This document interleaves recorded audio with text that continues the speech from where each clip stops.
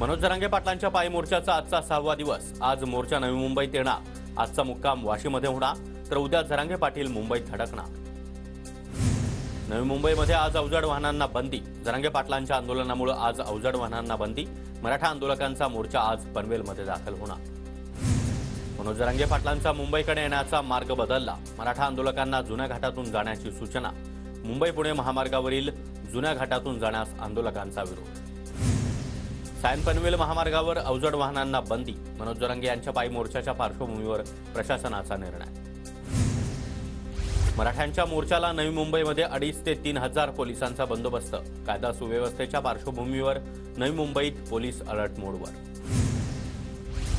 मनोज जरांगे पाटलांना नोटीस बजावा। हायकोर्टाचे आझाद मैदान पोलिसांना आदेश। आझाद मैदानाची क्षमता 5,000 लोकांची असल्याची त्यांना माहिती द्या, कोर्टाचे आदेश। मराठे सदावर्तेंना घाबरत नाहीत। आम्हीही न्यायालयात जाऊ। न्यायमंदिर आम्हाला नक्की न्याय देईल, मनोज जरांगे पाटील यांची प्रतिक्रिया। सार्वजनिक वाहतूक व्यवस्था बिघडणार नाही आणि रोड ब्लॉक होणार नाही याची सरकारनं खबरदारी घ्यावी। सदावर्तेंच्या याचिकेवरील सुनावणी दरम्यान कोर्टाचे आदेश। सध्या लोकशाही मार्गाने मराठ्यांचं आंदोलन सुरू, पण आम्हाला देखील मुंबईत येण्याची काहीच हौस नाही। कोणतीही चुकीची मागणी आम्ही केलेली नाही। सरकारला 7 महिने दिले, अजून किती वेळ द्यायचा, जरांगेंचा सवाल। मागासवर्ग आयोगाकडून त्रुटी दूर करण्याचं काम सुरू। अहवाल आल्यानंतर विशेष अधिवेशन घेऊन मराठा आरक्षणावर तोडगा काढू, मुख्यमंत्री शिंदेंची माहिती।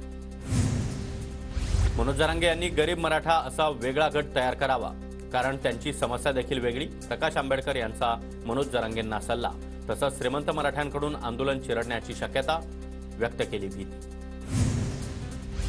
प्रकाश आंबेडकरांनी दिलेला सल्ला मी कायमच मान्य करतो, मात्र ओबीसीतून आरक्षण हवं, त्यावर आम्ही ठाम। मनोज जरांगे पाटलांनी आंबेडकरांवर प्रतिक्रिया। आम्हाला न्याय मिळावा यासाठी तसंच ओबीसीतून मराठा आरक्षण मिळवण्यासाठी आंबेडकरांनी आमच्या सोबत राहावं, जरांगे पाटलांचं प्रकाश आंबेडकरांना आवाहन। मराठा आरक्षणासंदर्भात सकारात्मक निर्णय होणार, विजयाचा गुलाल उधळण्याचा मान मनोज जरांगेंचा, केसरकर यांची प्रतिक्रिया।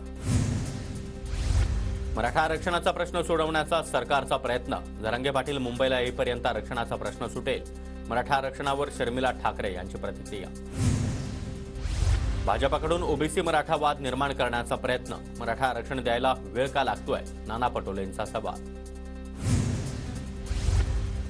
सरकार मराठा आरक्षणाबाबत मराठा समाजाची दिशाभूल करत आहे, एकनाथ खडसे यांचा राज्य सरकारवर आरोप। तर सरकारनं जरांगे पाटलांना दिलेला शब्द पाळावा, खडसेंची प्रतिक्रिया। आमदार कैलास पाटलांनी मराठ्यांना ओबीसीतून आरक्षण देण्यासाठी आंदोलन केलं। 2024ला कैलास पाटलांचा कार्यक्रम करायचा आहे, प्रकाश शेंडगेंची धाराशिवमधून टीका। मराठा आरक्षणासंदर्भातील क्युरेटिव्ह पिटिशनवरील सुनावणी पूर्ण, सर्वोच्च न्यायालयाच्या निकालाची आता प्रतीक्षा। बच्चू कडूंची मराठा आरक्षणाची धडपड महाराष्ट्रानं पाहिली आहे। ओबीसींच्या ताटामध्ये माती घालवण्याचं काम करू नका, नाहीतर पुढच्या निवडणुकीत ओबीसी मतांची अपेक्षा करू नका, प्रकाश शेंडगेंचा बच्चू कडूंना इशारा। ठाकरे गटाच्या नेत्या किशोरी पेडणेकर आज 11 वाजता ईडी चौकशीसाठी हजर राहणार का? बॉडीबॅग घोटाळा प्रकरणी आज चौकशी होणार। महाविकास आघाडीची आज मुंबईत महत्त्वाची बैठक। वंचित बहुजन आघाडीलाही देखील निमंत्रण। लोकसभेच्या जागांसंदर्भात आज अंतिम निर्णय होणार, संजय राऊतांची माहिती। बारामती अॅग्रो प्रकरणामध्ये आमदार रोहित पवार यांची तब्बल 11 तास ईडी चौकशी। चौकशीनंतर फटाके फोडत कार्यकर्त्यांची जोरदार घोषणाबाजी। 1 तारखेला पुन्हा एकदा चौकशीला बोलावलं, मात्र वाकणार नाही। महाराष्ट्राच्या हितासाठी लढाई सुरूच राहणार, ईडी चौकशीनंतर रोहित पवारांची प्रतिक्रिया। माझी केस ही पळून जाणाऱ्या लोकांसारखी नाही। अजित पवारांचा अजिबात कोणताही फोन आला नाही, पत्रकारांच्या प्रश्नावर रोहित पवार यांचं उत्तर। पंतप्रधान नरेंद्र मोदी आज नवमतदारांसोबत संवाद साधणार। देशातील सुमारे 50 लाख नवमतदारांसोबत संवाद साधण्यासाठी नमो नवमतदाता संमेलनाचं आयोजन। ईडी कार्यालयासमोर रोहित पवार सुळे यांच्या पाया पडले। सत्यमेव जयते, आम्ही सत्यासाठी संघर्ष करू, पण सत्याच्याच मार्गाने चालू, हा विचार यशवंतराव चव्हाणांच्या वारशानं सुरू ठेवू, सुप्रिया सुळे यांची प्रतिक्रिया। रोहित पवारांनी संघर्ष यात्रा काढल्यानंच त्यांना त्रास दिला, असाच त्रास मला, संजय राऊत, नवाब मलिक यांना देखील दिला गेला। विरोधकांना केंद्रीय तपास यंत्रणांकडून ठरवून त्रास दिला जातोय, अनिल देशमुख यांची सरकारवर टीका। ईडी भाजपचा घटक दल बनलाय. हा आपला देश आहे की पाकिस्तानातील हुकुमशाही भारतात आली आहे असा प्रश्न आहे. सरकार विरोधात बोलणाऱ्यांवर कारवाई केली जाते. आदित्य ठाकरेंचा भाजपवर हल्लाबोल. तपास यंत्रणांचा भाजपकडून गैरवापर. तपास यंत्रणा भाजपच्या हाताखालचं बाहुलं बनल्या. ईडी कारवाईवरून अंबादास दानवे यांची भाजपवर टीका.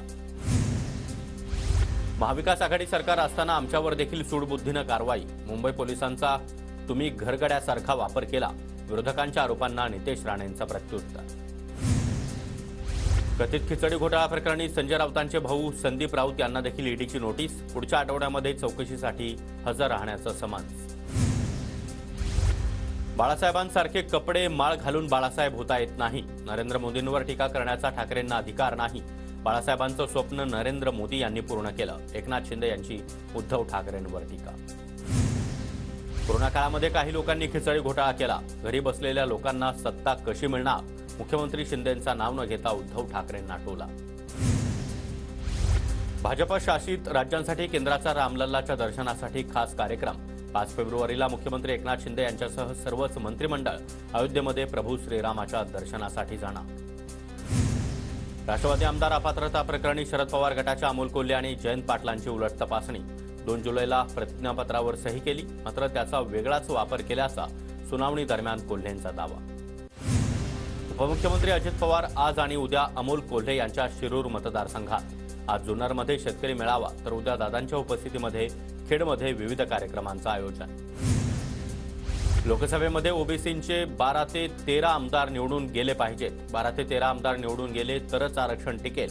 भुजबळांसारखी कितीही माणसं लढले तरी देखील ठेंगाच मिळेल. प्रकाश आंबेडकर यांचं वक्तव्य. मेळावा घेण्यावरून ओबीसी नेत्यांमध्येच 2 गट पडल्याची चर्चा. सलग 3 मेळाव्यांना भुजबळांची गैरहजेरी. आयोजनाची माहिती न दिल्यानं गट पडल्याच्या चर्चांना उधाण. भाजपमध्ये प्रवेश करण्यासाठी अनेक मोठे नेते उत्सुक. भाजप नेते गिरीश महाजन यांचं मोठं वक्तव्य.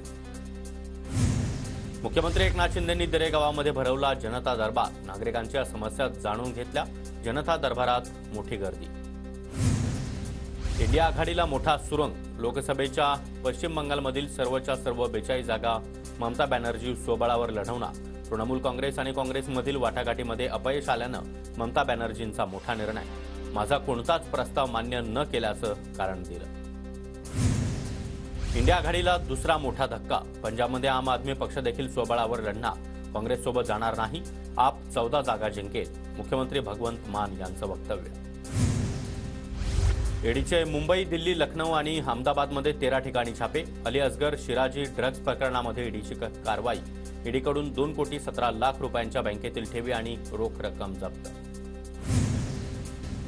राज्यामध्ये बुधवारी कोरोनाचे 59 नवे रुग्ण आढळले, तर सक्रिय रुग्णांची संख्या 377 वर पोहोचली. दरम्यान 81 रुग्णांना होम क्वारंटाईन करण्यात आलं. मुंबईमध्ये 6 फेब्रुवारीपर्यंत जमावबंदीचे आदेश. प्रजासत्ताक दिनाच्या पार्श्वभूमीवर जमावबंदीचे आदेश लागू. खबरदारीचा उपाय म्हणून मुंबई पोलिसांकडून आदेश जारी. पे अँड पार्कसाठी डिजिटल प्रणालीची मागणी. नियमाप्रमाणे दर आकारणी होण्यास आणि अतिरिक्त वसुलीवर नियंत्रण मिळवण्यासाठी मदत होईल. माजी नगरसेवक मकरंद नार्वेकर यांचं मत. महापालिका हद्दीतील बेकायदा बांधकामांचं 2 महिन्यांमध्ये सर्वेक्षण करून कारवाई करा. कल्याण डोंबिवली महापालिकेला हायकोर्टाची 2 महिन्यांची मुदत. उद्या प्रजासत्ताक दिन. प्रजासत्ताक दिनाच्या पार्श्वभूमीवर शिवाजी पार्कवर जय्यत तयारीला सुरुवात. मुंबई विद्यापीठाच्या पदव्युत्तर विधी शाखेचा निकाल तब्बल 110 दिवसांनंतर. परीक्षेमध्ये 57.78% विद्यार्थी उत्तीर्ण, तर 42% विद्यार्थी नापास. मध्य रेल्वे लोकलमधून विना तिकीट प्रवास करणारी 1,85,000 प्रकरणं दाखल. 20 जानेवारीपर्यंत 7,43,00,000 रुपयांचा दंड वसूल. ही भरली नाही म्हणून 10वी किंवा 12वीची हॉल तिकीट अडवू नका. बालहक्क संरक्षण आयोगाची शिक्षण आयुक्तांना सूचना. शाळा सोडल्याचा दाखला किंवा इतर कागदपत्र देण्यास नकार देणाऱ्या खासगी शाळांना देखील आवरा. बालहक्क संरक्षण आयोगानं बजावले. 10वी-12वीच्या विद्यार्थ्यांना परीक्षेसाठी आता 10 मिनिटं वाढीव वेळ मिळणार. 10 मिनिटं आधीच प्रश्नपत्रिकांचं वाटप केलं जाणार. महाराष्ट्र राज्य शिक्षण मंडळाचा महत्त्वपूर्ण निर्णय. सोन्या चांदीच्या दागिन्यांसाठी आता मोजावी लागणार जास्तीची किंमत. सोने चांदीवरील आयात शुल्कामध्ये केंद्र सरकारकडून 5% वाढ. लोणार सरोवराला जागतिक वारसा स्थळाचा दर्जा मिळण्याची शक्यता, भारतीय पुरातत्व सर्वेक्षण विभागाकडून प्रस्ताव तयार. सुनावणी दरम्यान नागपूर खंडपीठाची माहिती. अहमदनगरमध्ये मराठा सर्वेक्षणासाठी नेमलेले काही कर्मचारी अवघे पहिली पास, मला काही येत नाही असं म्हणणाऱ्या कर्मचाऱ्याचा व्हिडिओ व्हायरल. मराठा सर्वेक्षणासाठी प्रशासनाच्या कार्यप्रणालीवर मात्र प्रश्नचिन्ह. वाशीमधील मराठा बांधव मुंबईच्या दिशेने रवाना, आजपासून मनोज जरांगे यांच्या पायवारीमध्ये सहभागी होणार. सकल मराठा समाजाचे कार्यकर्ते मुंबईसाठी गावखेड्यातून रवाना, मराठा आरक्षणासाठी मनोज जरांगेंना पाठिंबा. परभणीमध्ये कुणबी जात प्रमाणपत्र वाटपाचं काम युद्ध पातळीवर सुरू, गंगाखेडच्या सायाळा सुने गावामध्ये 150 कुणबी प्रमाणपत्रांचं वाटप. नाशिकमध्ये मराठा आरक्षण सर्व्हे ॲपमध्ये असंख्य अडचणी, एका कुटुंबाची माहिती भरण्यासाठी तब्बल अर्धा तास लागतोय. निर्धारित वेळेमध्ये सर्व्हे पूर्ण होणं अशक्य असल्याची कर्मचाऱ्यांची माहिती. मुंबईमध्ये मनोज जरांगे पाटलांच्या आंदोलनामध्ये अकोला जिल्ह्यातील मराठा बांधवांनी सहभागी व्हावं, गरजवंत सकल मराठा समाजाकडून पत्रकार परिषदेच्या माध्यमातून मराठा समाज बांधवांना आवाहन. नाशिक शहरामध्ये 15 दिवस मनाई आदेश लागू, विनापरवानगी मोर्चा, आंदोलनं त्याचबरोबर निदर्शनं करण्यास मनाई. आजपासून 8 फेब्रुवारीपर्यंत हे आदेश लागू राहणार. कोकणामध्ये अवकाळी पावसाचा हवामान खात्याचा अंदाज, कोकणामध्ये मागील काही दिवसांपासून हवामानात मोठे बदल, शेतकऱ्यांसह आता आंबा बागायतदार देखील चिंतेत. राजस्थानसह 6 राज्यांमध्ये थंडीची लाट, मेरठ उत्तर प्रदेशातील तापमानात 1.5 डिग्री सेल्सिअस, 14 राज्यांमध्ये दाट धुकं, तर अनेक राज्यात विमानसेवा विस्कळीत. परभणीमधील राष्ट्रीय स्वयंसेवक संघाचे माजी जिल्हा संघचालक डॉक्टर केदार खटिंग भाजपमध्ये, चंद्रशेखर बावनकुळे यांच्या उपस्थितीमध्ये भाजपमध्ये प्रवेश.